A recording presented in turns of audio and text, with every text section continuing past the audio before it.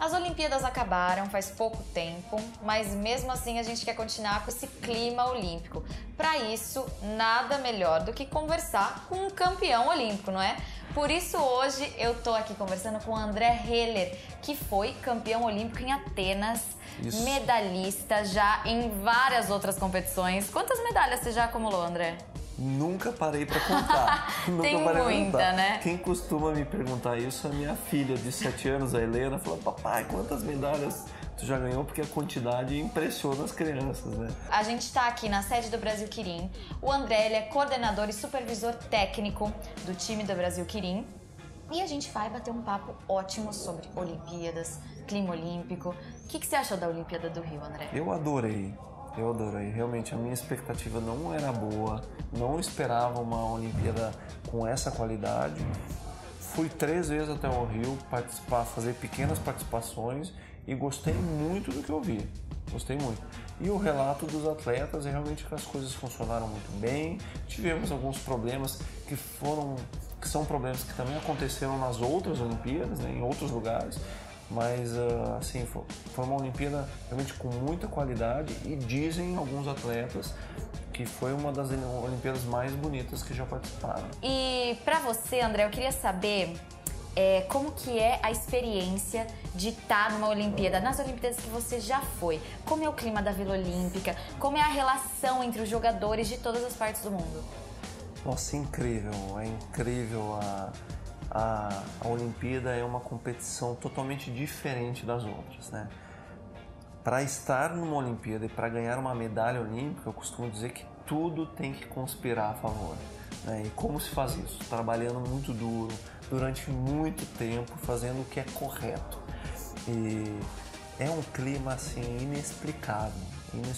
As medalhas olímpicas, eu tenho 2, a de Atenas de ouro e a de Pequim de prata, são as únicas medalhas, por mais que todas sejam muito importantes, mas são as únicas medalhas que eu ainda as pego e não sei, relembra, né? Elas ainda têm aquela magia da Olimpíada. Então eu ainda fico emocionado quando eu conto as histórias para minha filha. Minha filha está encantada e o clima é maravilhoso. A Vila Olímpica, todo mundo deveria ter a oportunidade de estar numa Vila Olímpica. A gente vem na Vila Olímpica, a gente vê atletas andando para tudo que é lugar e almoçando juntos.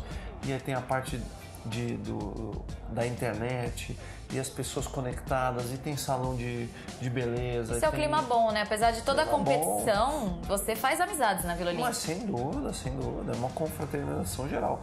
Claro que tem a maioria dos atletas está ali para competir, extremamente concentrados, se alimentando bem.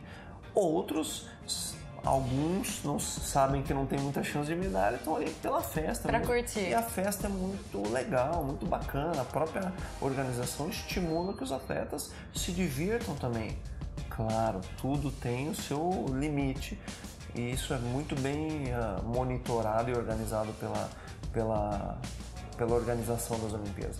O clima é maravilhoso, não existe uma competição igual. E mesmo você não sendo atleta dessa edição, você conseguiu participar ativamente, você teve a chance de carregar a tocha olímpica aqui na cidade. Como que foi essa experiência? Foi, assim, maravilhoso. Você já tinha carregado outras edições? Não tinha. Quando chegou a notícia, quando chegou o convite, eu fiquei muito feliz e foi muito especial para mim, porque, querendo ou não, é uma parte da Olimpíada, é a condução da tocha olímpica. Sim. Nas outras 3 que eu participei, a primeira foi em Sydney, na Austrália, a segunda em Atenas, na Grécia, e a terceira em Pequim, na China. Eu sempre estive muito distante da minha família. Sim. Nas 3 eu não tinha filhos e eu e minha mulher não tínhamos filhos ainda. Então foi a possibilidade de eu participar de alguma maneira de uma Olimpíada e ter a minha família por perto. Deve ter sido muito emocionante. Então todo o percurso eu corri praticamente 200 metros carregando a tocha. A minha filha e minha mulher correram atrás. Ai, meu Deus. E todos os nossos amigos juntos, ali tinham 200 pessoas que estavam ali no início do meu percurso. Foi muito emocionante, muito emocionante. A minha filha estava extremamente emocionada, a minha mulher orgulhosa. Minha mulher jogou vôlei também 20 anos da vida dela. nunca participou de uma Olimpíada, uma grande levantadora. Minha mulher é a Marcele, foi eleita a melhor levantadora do mundo em 2002. É o meu orgulho, Então elas puderam participar comigo, compartilhar comigo desse momento tão incrível. Que bacana, que legal, André, ouvir todas as suas experiências. Legal. Fiquei muito animada por você. E agora falando da cidade de Campinas, você acha que a cultura de vôlei ela é forte aqui? Olha, ela é forte agora, porém não era em 2010. Eu cheguei em Campinas em 2010 com a missão de liderar dentro da quadra um time profissional. Um dos objetivos do nosso projeto é resgatar o esporte de maneira geral em Campinas. No nosso caso é o vôlei. Nós temos a equipe profissional que dá muita visibilidade e exposição ao projeto, mas nós temos todas as categorias de base no naipe masculino, então nós temos praticamente 50 garotos aqui que praticam vôlei já com um percentual de performance, porque são categorias de base, mas também como são jovens, tem também um percentual que é de desenvolvimento humano, ensinar esses garotos, educar esses garotos através do esporte, né? O nosso projeto para uma parcela desses garotos da moradia, da escola, alimentação e alguns, aqueles que querem, podem fazer até a universidade em escola de idiomas.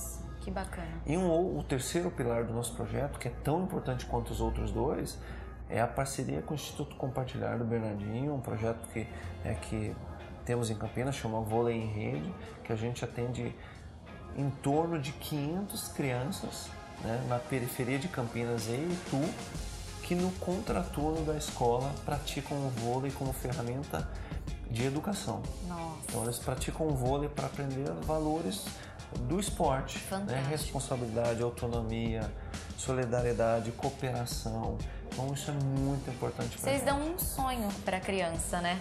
Vocês dão a ela a oportunidade de sonhar, porque tem representantes aqui do Brasil que foram para a seleção brasileira. Sem dúvida, sem dúvida.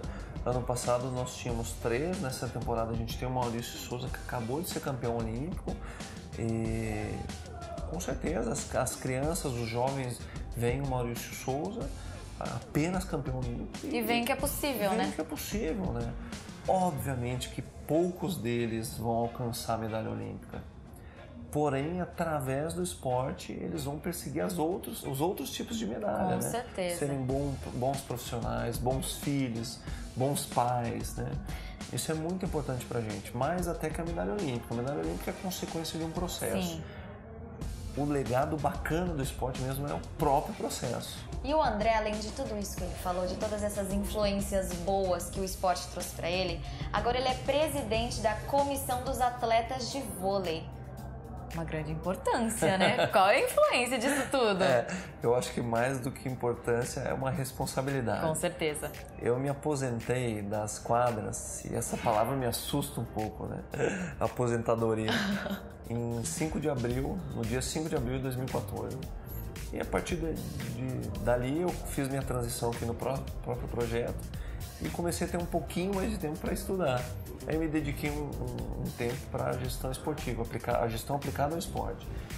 E uma das coisas que me encantou foi o estudo da natureza associativa das entidades que administram o esporte.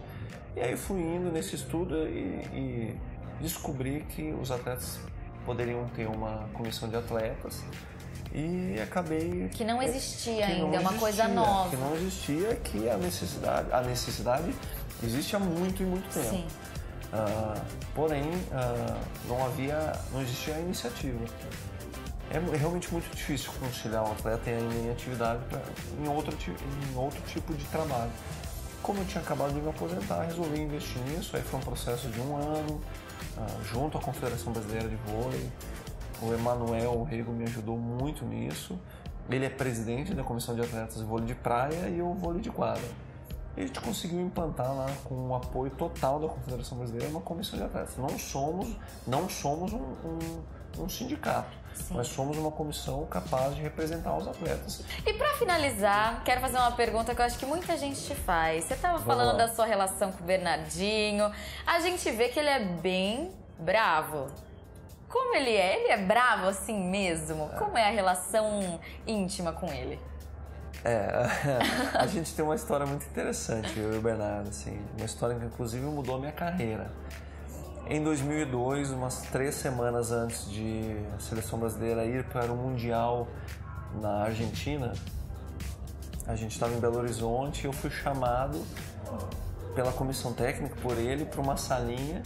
Eles estavam reunidos assim, sentados em meia-lua, uma cadeirinha no meio, aquela cadeirinha era minha, e ali ele me comunicava que eu estava sendo cortado da seleção brasileira. Nossa. Naquele momento eu fiquei realmente muito chateado, muito emocionado, porque não era simplesmente um corte, eu estava saindo da seleção brasileira e meu sonho de participar de mais uma Olimpíada e quem sabe ser campeão olímpico estava vindo por água abaixo. E naquele momento eu resolvi que eu ia fazer diferente, ao invés de simplesmente responsabilizá-lo pelo meu corte, eu perguntei para ele: Bernardo, o que eu preciso fazer para voltar para a seleção brasileira? Porque a seleção brasileira é minha vida, eu amo a seleção brasileira, eu amo a minha profissão. O que eu faço? Ele me falou de 2 questões e quando eu voltei à seleção brasileira no outro ano, eu foquei realmente nas 2 questões, que era melhorar um fundamento técnico e exercer meu papel de liderança no sentido de servir a minha equipe. E ali eu descobri um grande segredo, né? Entre aspas.